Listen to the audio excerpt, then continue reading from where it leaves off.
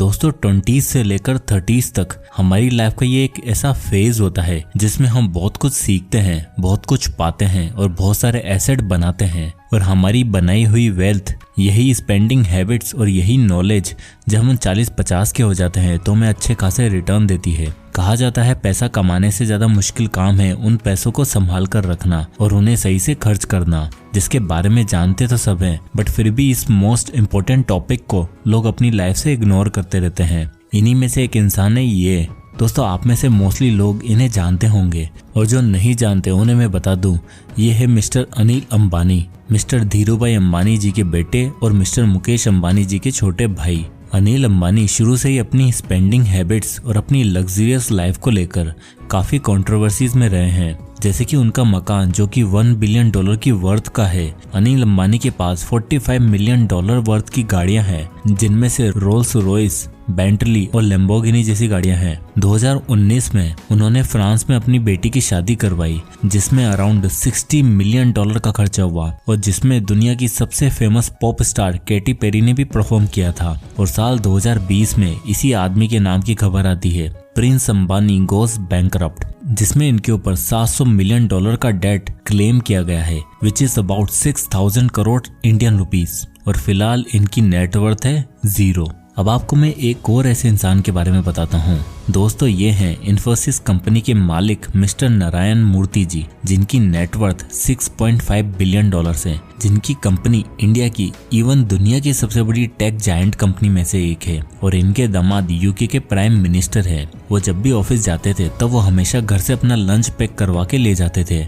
उन्हें ट्रेवल करते समय इकोनॉमी क्लास में ही ट्रेवल करना पसंद था। उन्हें महंगी महंगी गाड़ियां का, महंगे महंगे कपड़ों का नहीं बल्कि महंगे एक्सपीरियंस का शौक था। उन्होंने अपने एक इंटरव्यू में ये तक कहा कि मुझे मटेरियलिस्टिक चीजों पर पैसा खर्च करने से अच्छा लाइफ और एक्सपीरियंस पर पैसा खर्च करना अच्छा लगता है। और सिर्फ नारायण मूर्ति जी ही नहीं, मिस्टर रतन टाटा भी जब अपने यंग डेज में थे तो वो बॉम्बे लोकल से ट्रेवल करते थे और टाइम बचाने के लिए ऑफिस के वर्कर्स के साथ वार्ड में ही सो जाया करते थे। और तो और बॉलीवुड के मशहूर एक्टर अक्षय कुमार भी कोई एक्स्ट्रा ऑर्डिनरी चीजों पर पैसा खर्च नहीं करते हैं, बल्कि वो अपने कुछ पैसों को नए नए स्टार्टअप्स में और रियल एस्टेट प्रॉपर्टीज में इन्वेस्ट करते हैं, ताकि जब फ्यूचर में एक्टिंग न कर पाएं या रिटायरमेंट लेने का सोचें तो उनके पास प्लान बी मौजूद हो। हम में से बहुत से लोग अपने करियर शुरू करते हैं तो बिना किसी रोड में, बिना किसी गाइडेंस के शुरू कर देते हैं। कुछ लोग काफी इग्नोरेंट होते हैं और कुछ लोग हालातों की वजह से प्रॉपर नॉलेज नहीं ले पाते और जल्दीबाजी में बस पैसा कमाने की रेस में लग जाते हैं। आपने YouTube पर काफी वीडियोस देखी होंगी, कई बुक्स भी पढ़ी होंगी,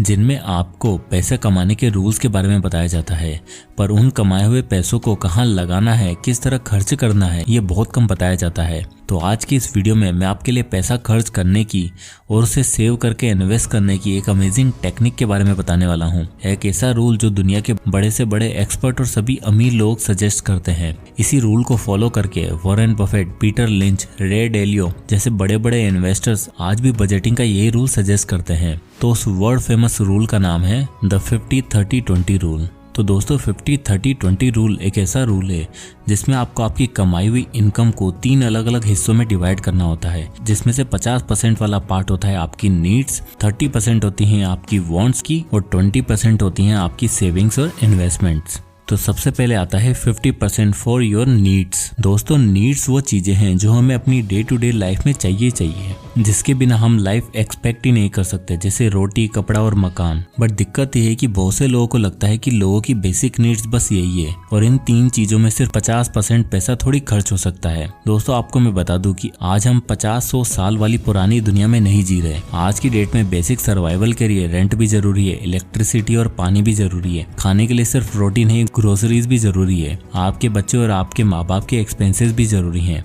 और इसलिए हमें अपनी इनकम का 50% हिस्सा इस जगह यूटिलाइज करना पड़ेगा, क्योंकि ये सारे वो आइटम्स है जो हमें एकदम अर्जेंटली रिक्वायर्ड होते हैं और इनमें जरा डिले हमारी मेंटल हेल्थ खराब कर सकती है। इसलिए 50% फॉर योर नीड्स। अब आता है 30% for your wants and desires. Budgeting rule का अगला हिस्सा आता है वांट्स एंड डिजायर, जिसमें हमें अपनी इनकम का 30% पार्ट उस जगह खर्च करना है जिसमें हमें सेटिस्फेक्शन मिले और खुशी मिले। वैसे ये एक्सपेंसेस अननेसेसरी तो हैं, पर इन एक्सपेंसेस से हमें अच्छे एक्सपीरियंस मिलते हैं। इसमें वो सारे एक्सपेंसेस आते हैं जिनसे हमारी लाइफ और भी ज्यादा खुश और एंजॉयबल हो जाती है, जैसे कि movies, Netflix, travel expenses, gym membership etcetera. अब दोस्तों, बहुत से लोग कहते हैं कि अगर आपको अमीर बनना है तो ये सारे फिजूल खर्चे अवॉइड करो, फ्रूगल लाइफस्टाइल जियो। पर मैं आपको ऐसा कुछ भी कहने को नहीं कहूंगा। दोस्तों, हमें कोई मोमेंट जीने का मौका एक ही बार मिलता है और जब हम अपने 20s और 30s में होते हैं तो ये हमारी लाइफ का सबसे गोल्डन फेज होता है, जिसमें हमारे पास स्ट्रेंथ, स्टेबिलिटी और फाइनेंस होता है। और अगर आप ये सभी एक्सपीरियंस नहीं ले पाए तो फ्यूचर में आप अमीर बनने के बावजूद भी रिग्रेट करोगे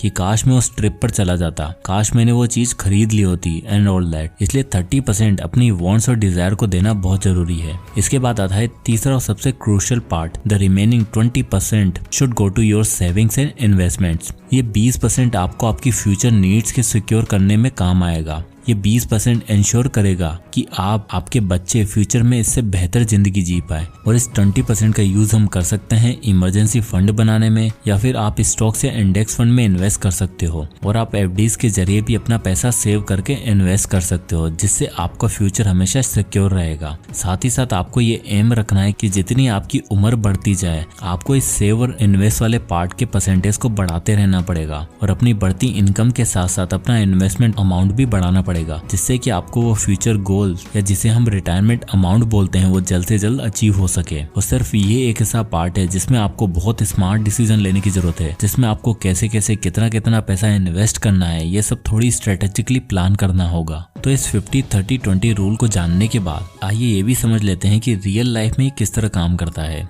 तो इसे हम समझते हैं एक एक्सेल शीट के जरिए, जिसमें मिस्टर शाश्वत नाम का एक व्यक्ति है और उसकी सैलरी 30,000 रुपए है। शाश्वत अभी 23 साल का है और वो अपने फंड्स को कुछ इस तरह मैनेज करता है। अब इस एग्जांपल में जैसे कि आप देख सकते हैं कि शाश्वत हर महीने 50% यानी कि 15,000 रुपए अपनी नीड्स में खर्चा करता है, 9,000 अपनी वांट्स में, जहां वो कुछ पैसा शॉपिंग में और कुछ पैसा नेटफ्लिक्स या ओटीटी स्ट्रीमिंग पर खर्च कर देता है और बाकी के बचे 6,000 रुपए वो इन्वेस्ट करता है। पर जैसे जैसे उसकी एज और उसकी इनकम इंक्रीज होने लगेगी, शाश्वत को अपनी इन्वेस्टमेंट अमाउंट भी बढ़ाना होगा, क्योंकि इमरजेंसी फंड कोई भी इंसान एक टारगेट अमाउंट तक ही बनाता है। फॉर एग्जांपल 3 लाख या 4 लाख रुपए, उसके बाद इमरजेंसी फंड में पैसा नहीं डालता। और यही सबसे अच्छा ऑप्शन होता है स्टॉक मार्केट में, इंडेक्स फंड में या म्यूचुअल फंड में इन्वेस्ट करने का, जिससे करी हुई छोटे से अमाउंट की एसआईपी पे आपको कंपाउंड होकर अच्छे रिटर्न दे सकती है। बट अब सबसे बड़ा सवाल आता है कि हाउ टू अप्लाई 50-30-20 रूल। तो दोस्तों, जैसे अभी ऊपर मैंने आपको एक एग्जांपल दिखाया कि अगर आपकी इनकम 30,000 है तो आप कैसे इस रूल को अप्लाई कर सकते हो,